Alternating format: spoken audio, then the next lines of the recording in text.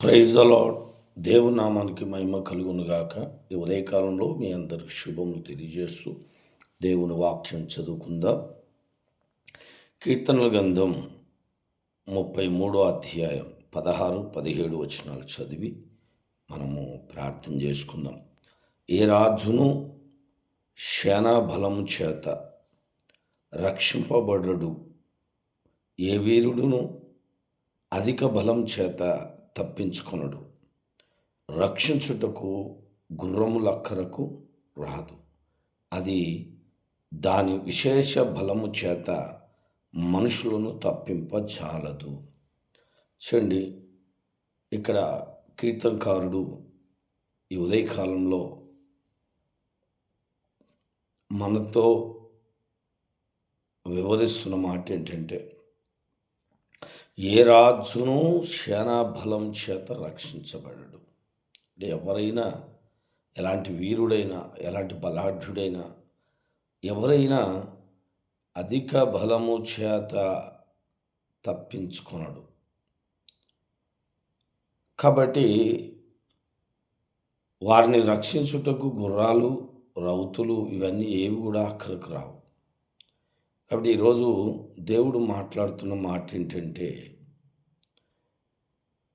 నీ బలము, నీ ధనము, నీ డబ్బు, లేదంటే నీ ఆస్తులు ఏవి కూడా, నీ హోదా ఏది కూడా నిన్ను తప్పించలేదు. అది కేవలం దేవుని యొక్క శక్తిని బట్టి, దేవుని యొక్క మాటను బట్టి, దేవుడు ఒక వాక్ ఇచ్చాడంటే ఆ వాక్కును బట్టి నీకు విడుదల కలుగుతుంది, సమాధానం కలుగుతుంది, నీకు శత్రువుల ఎదుట జయం కలుగుతుంది, అనేకుల ఎదుట నీ తల పైకెత్తబడుతుంది.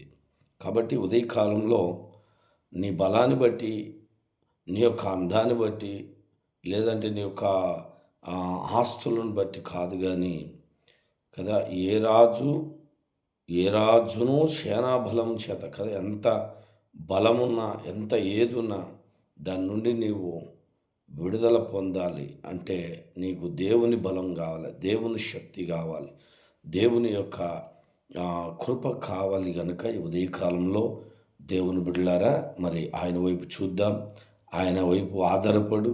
ఖచ్చితంగా దేవుడు మేలు చేస్తాడు, బలమైన కార్యం జరిగిస్తాడు. కాబట్టి ఆయన్నే నీకు మేలు చేయాలి. ప్రార్థన చేసుకుందాం.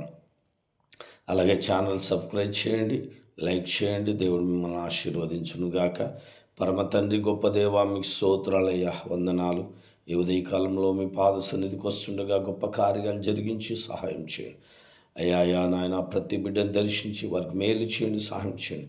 వారిన్న బలహీనతల నుంచి విడిపించి గొప్ప విడుదల దయచేయమని, సమాధానం దయచేయమని, దినమంతా మీ సన్నిధి తోడుగా ఉంచమని యేసు నామములో అడుగుచున్నాం తండ్రి.